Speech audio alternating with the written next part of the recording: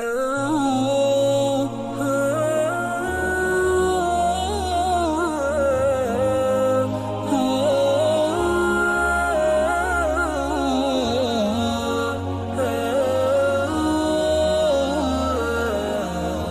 الله الرحمن الرحيم نحمده ونصلي على رسول الكريم السلام عليكم ورحمة الله وبركاته. Alhamdulillah, we praise Allah subhanahu wa ta'ala, ask him to send peace and blessing his beloved, our beloved Sayyidina Muhammad sallallahu alayhi wa sallam. It has been a while since we did recording this. You haven't missed anything. InshaAllah. Allah give you tawfiq for istiqamah to do on a regular basis. So we're continuing the book, The Right Livelihood and Common Good, the Islamic concept of earning livelihood, and kasb, like the rules of earning livelihood. So section 9, the obligatoriness of earning the indispensable amount and the aberrancy of the karamiyah for denying it. So in Arabic is فَرْضِيَةُ كَسْبِ بِقَدْرِ مَا لَا بُدَّ مِنْهُ وَشُذُوذُ الْكَرَامِيَّةِ بِنَفْيِ ذَلك. Now the legal viewpoint, al-madhab, of the great majority of so the madhab here is translated as the legal viewpoint of the majority of the jurisprudence, Jumhur al-Fuqaha. May Allah show them mercy, of the people of the way and the congregation, Ahl Sunnah wal Jama'ah, is that the earning of the amount which is necessary to survive is an obligation. Al-Kasb biqadri ma la budda minhu farida. That which is necessary to survive is fard. In contrast, the Karamiyah was a group. It was started by someone from Sistan, part of Khurasan. Historically, it's part of Khurasan, which falls in Iran, border of Pakistan and Iran, that area there at the moment. Seems all the trouble comes from there. But anyway, so they had some unusual ideas and incorrect ideas, aberrant ideas regarding Allah subhanahu wa ta'ala and things. They're a sect, right? But rather it is optional, mubah, by way of legal dispensation, rukhsa, right? Dispensation, rukhsa means concession or dispensation, for it is not devoid of either being obligatory at every time or at a particular time. As for the first case, it is invalid batil, for a leader person to not being able to be unoccupied from this obligation in order to find time to occupy himself with other obligations, fara'id, and requisites, al-wajibat. As for the second case, it is also invalid. So these are the arguments that are being presented against this group, who's saying that earning a livelihood is simple. What you need to survive is only mubah, permissible, right? You understand? You probably know people like that when it comes to earning, the view is that it's only enough to just, like, even earning itself for what you need for your life is mubah. And they said he's giving the counter arguments to them. So the first one was that in contrast, the Karami said whether it is optional by way of legal dispensation, rukhsa, for it is not devoid of either being obligatory at every time or at a particular time. As for the first case, it is invalid, batil, for a leader person to not being able to. The first case is that it not being devoid of either being obligatory at every time. Is it an obligation all the time to make sure that you earn what you need for your life? Right? Like, is this thing? So the first, this first argument is invalid, or it's a need at a specific time, actually a point that you need maybe to purchase something. So he said the first one is batil, is invalid, right? For it will lead a person not being able to be unoccupied from this obligation in order to find time to occupy himself with other obligations and requisites, wajibat. As for the second case, it is also invalid, for what is legally obligatory at a particular time is predicated on that time having arrived, like the obligation of prayers, as salat, and fasting, as sawm. Whereas the law did not mention predicating earning on some particular time, right? So this is the thing, that is not, you are required, like the majority of scholars, jamur, the general body of the Islamic scholarship is that you are obliged to go earn, and it's not, and it's an obligation within deen, as we mentioned before. Moreover, say the Karamiyah, this group says earning is either obligatory due to people's desiring raghba. The Karamiyah say earning is either obligatory due to people's desiring raghba, desiring it, or due to necessity, darura. The first case is invalid, for this desiring applies to all worldly wealth, and a person does not say everyone is obliged to attain all that wealth.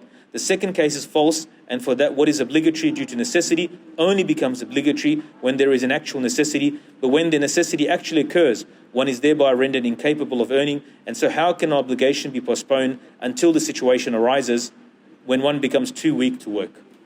So, and it's self-explanatory, and earning is also not devoid of being obligatory with regards to all, because Rasulullah ﷺ told us that it's a fard after the fara'id. So now anybody who gives a counter argument that it's not a fard obligation, and that's why he's breaking it down and arguing it against it and so forth, that no, it is a fard, it is an obligation to earn your livelihood, right? So, and earning is also not devoid of being obligatory with regards to all its types, with regards to a specific type of it. The first case is invalid, for it is not within the capacity, the wus'a of any human being to be engaged in all types of earning, and moreover, he will not know how to do so, for his lifetime will pass away before he learns all the types of earnings. The first case is invalid because it will not within the capacity, the wus'a of any human being to be engaged in all types of earning, right? The second case is that invalid for this type specific as being specified as being obligatory is not more important in obligatoriness than other types. And it is not devoid too of either being obligatory on all people or on some of them. The first case is invalid, so he's just breaking down all their arguments. The first case is invalid for the Prophets ﷺ did not occupy themselves with earning for most of their time. And likewise the notables among the companions, radiallahu anhum, and those who came after them among the select al-akhyar, and it should not be imagined about them that they concurred on disregarding what was obligatory on them. The second case is invalid for some of the people specified for discharging this obligation are not more important than some of the other not specified.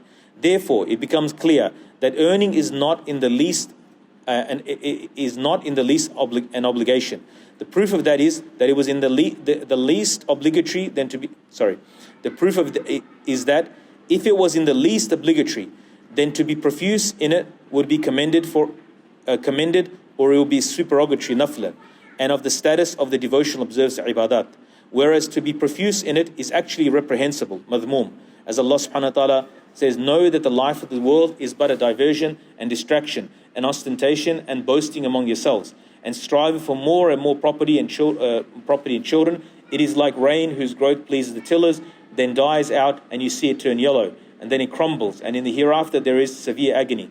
In this respect lies the difference between earning and the seeking of knowledge. For as it is primarily an obligation, to be profuse in it is thereby commended. So with knowledge, when it comes to knowledge, it is commended to be profuse in it. But in earning, there has to be a cap, and although on one side is an obligation, but also there has to be a limit as well. And as an example, Allah subhanahu wa ta'ala says about the men who neither their sale or merchandise, their goods, their business doesn't distract them from the dhikr of Allah, salat, right? So we see that there's a limit put that the person becomes engrossed in dunya to the point where he forgets anything to do with any obligation. He doesn't look at halal haram, he doesn't look at the obligation. If he doesn't get caught by the Australian government, he'll do everything this is his goal in life, is to dodge every man-made law, but then forgets that Allah subhanahu wa ta'ala is watching him. So on one side he is refuting, and the other side establishing a rule for how we should approach the dunya. And the second, number 10 for today, the section 10, proof for the obligatoriness of earning up on the indispensable amount and rebuttal of the obfuscations of the karamiyah in denying it. Our argument for this is that Allah subhanahu wa ta'ala's statement, O believers, give of the good things you have earned. Anfiqu min tayyibati ma kasabtum. Allah subhanahu wa ta'ala said, give to the people, do infaq, spend on people. And the command is in reality in the nature of an obligation, wujub.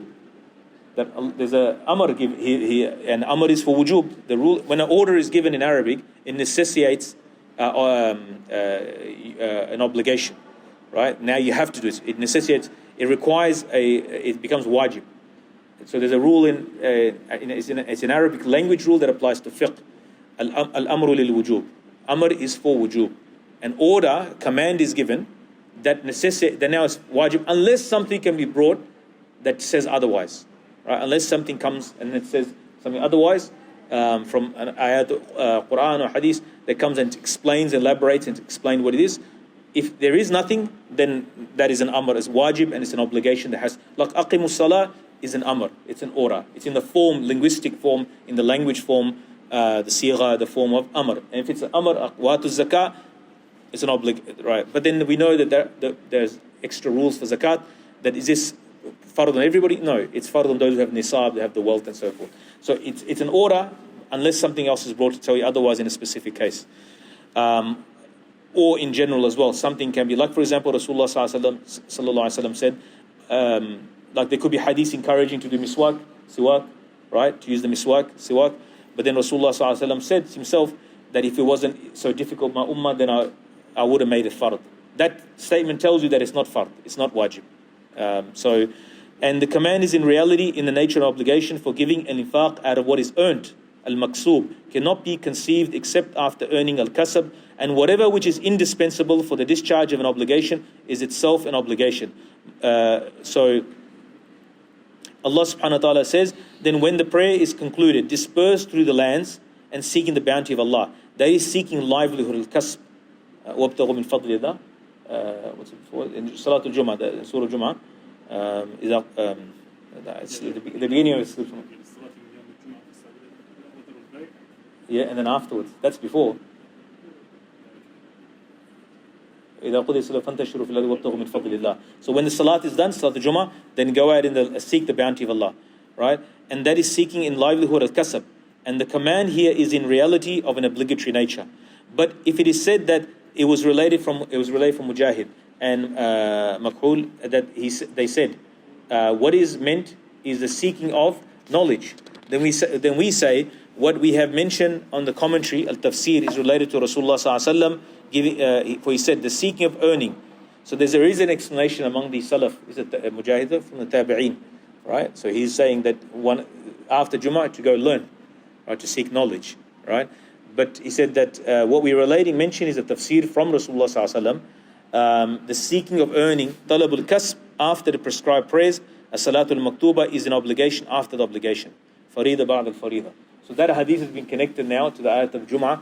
They said, no, this is about earning livelihood. As-salatul maktub. So he recited the saying of the ayat of Allah subhanahu wa ta'ala. Then when the prayer is concluded, disperse through the land seeking the bounty of Allah. And so that should not be disregarded in favor of statement of Makhul or Mujahid radiallahu anhum. So despite them being Imams, and they're saying that to go seek the bounty of Allah, the grace of Allah subhanahu wa ta'ala, because the statement doesn't say specifically go earn, right? But it is all, he's saying that despite them being such great personalities and they're mentioning knowledge, however, he said that we will disregard their statement for the statement of Rasulullah sallallahu alaihi wasallam. Right, the hadith of Rasulullah might not have reached them. The apparent sense of the verse, al-Zahir, supports that we have mentioned as indicated by what is mentioned subsequently. Yet, when they see a deal, tijaratan, or an amusement, they disband for that, leaving you standing. They left you, Rasulullah sallallahu alaihi wasallam. So what happened was a trade caravan came to Medina Munawwarah. Rasulullah was giving his speech. So when the trade caravan came, of course the goods are coming into town. Trade is now going to be buzzing. So they left Rasulullah sallallahu alaihi wasallam. Only a few people stayed. Allah mentioned this in the Quran. So the congregation disbanded because of that above motive. And some people, of course, go for, as we say, tamasha, for the spectacle. You know, they're not doing the business, but some people like walking through shopping centers. They're not buying anything, selling anything. You know, they just like shopping center because it's lively place to be, fill in the gaps. Window shopping. There's people that do window shopping. They don't actually buy anything. Then the congregation disbanded because of the motive during his prophet's sermon, and they were prohibited from doing so, but were enjoined to do so only after the conclusion of the prayer. Right? They should give priority, wait for the Jummah to finish, and then they can go, and they give an order like to go. If it is said enjoyment after prescription gives the meaning of permission, yufidu al-ibaha, then we say the enjoyment is in reality obligatory in nature. Al-amru haqiqatan li-wujub. This is important to understand that if a order is given after prohibition, there's a rule in Islamic legal theory that if there's, for example, Allah subhanahu wa ta'ala in the Quran forbids hunting, right? And then the ayat comes after and said, now you may hunt. What does this amr tell you? Like I mentioned to you before, amr is for wujub. Amr is for being necessary, right? You're required to do it. It's Amr is wajib now. So does that mean every Haji that goes should take their bow and arrow or their gun, and after they finish their Hajj, they should go hunting? No, it means that it was prohibited. Now, if you want to hunt, you can hunt. So this Amr is now, this ulama have detailed in the Usul al-Fiqh and Fiqh books, that this Amr is a category Amr. It's an Amr, but it's not for wujub because it's coming after a prohibition. After Nahi, that when the Amr is coming, that allows, this is now allowance of, it's not telling you that you have to go hunt. Meaning, if you wanted to hunt, you're out of ihram now, you can hunt. Similarly also in the Jummah. Now this, he's explaining that after the Jummah, if you're told to go seek the bounty of Allah, go and make a livelihood. Now, is it wajib for you to go? He's arguing, yeah, it is. It's not just simply permissible.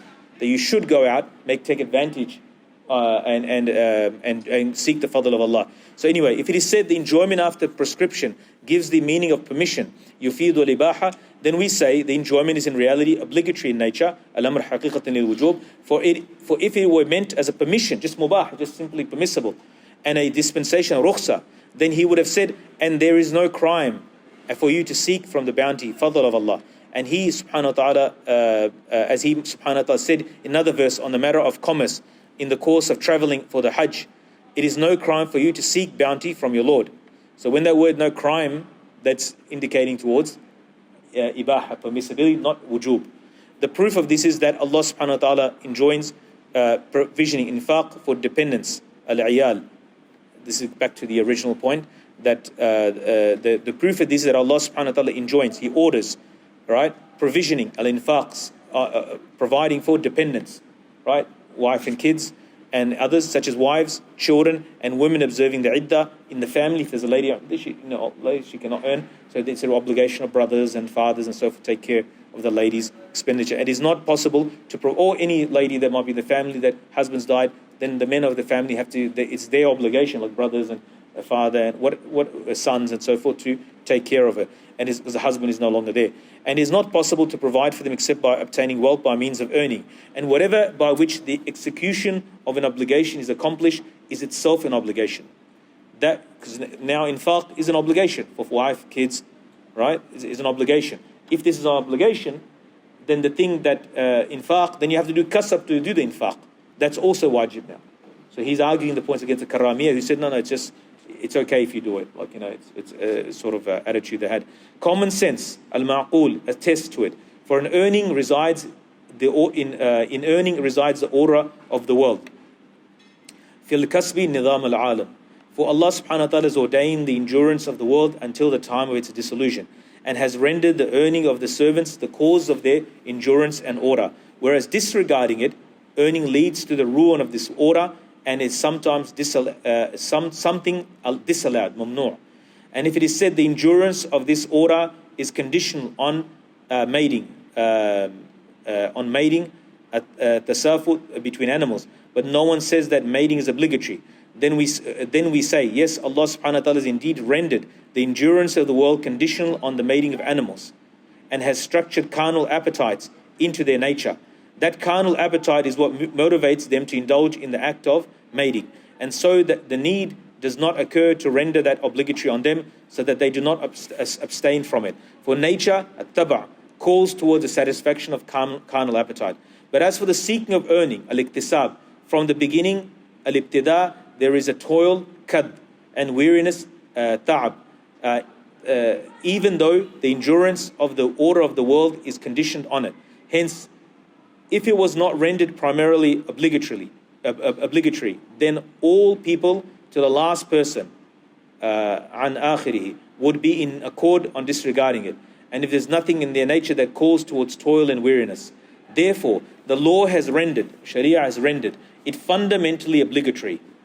Right? فَجَعَلَ الشَّرْعُ أَصْلُهُ فَرْضًا.